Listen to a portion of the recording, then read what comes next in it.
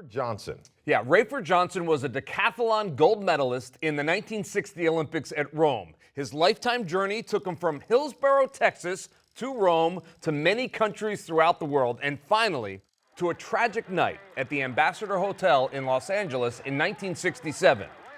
First things first, though. Murph, when Johnson was 9 years old and his family moved to Kingsburg, California from Texas, they were the only black family in town, a situation that introduced Rafer to a rather unpleasant reality.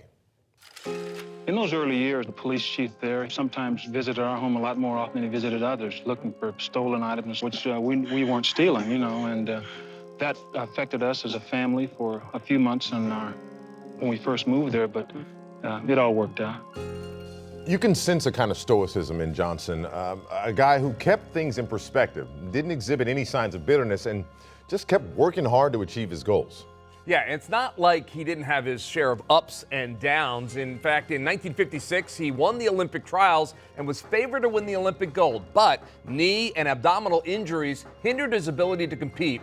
He came in second to another American decathlete, Milt Campbell, which was a bitter disappointment. Yeah, I cried for about 4 days. I was emotionally spent and fatigued and had this tremendous desire of being the gold medalist and, like you say, the world record holder and won the Olympic trials. And it was a time of depression for me. And I've really always felt, Reggie, that the champion or the great athlete is one that reacts to defeat well.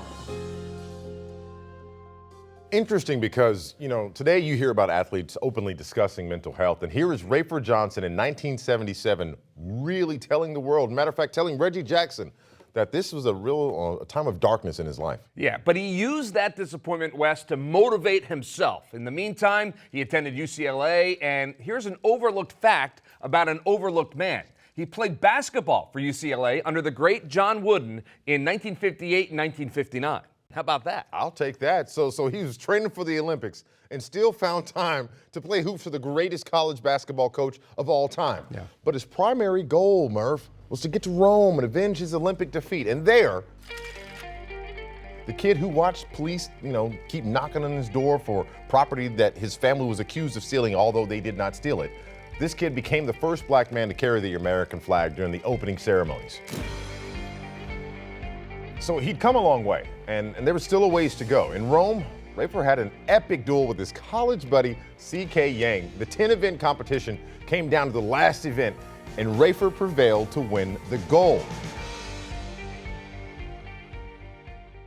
Rafer did not fade into the sunset or retreat to the golf course. He then also became politically active, working for the Bobby Kennedy campaign for president. In fact, he was with Kennedy when he was assassinated in 1967. Here's how that event unfolded. Get the gun, Rafer. Okay, now hold on to the guy. What happened the night of the assassination? You were there as his bodyguard, or you were there as a friend? Well, I was there as his friend. I'd helped him. I'd made the commitment long ago to be of help to him if he ever ran for office. And when I think about that, I really kind of chills because it's something I'll never forget. Senator Kennedy, right now is on the ground. He has been shot. What is it? Wait a minute. Get the gun. Get the gun. As we all know, Robert Kennedy died that night, and it was a night that Rafer Johnson said he replayed in his mind endless times. He and many historians agree it significantly changed the course of American history. Yeah, and Rafer Johnson was in the center of it all, as he had been his entire career. He was an Olympic gold medalist, a Peace Corps volunteer, and Robert Kennedy's friend. We titled this segment Fascinating But Forgotten, and maybe we've helped to remember him and his contributions. He was a great athlete and a great man.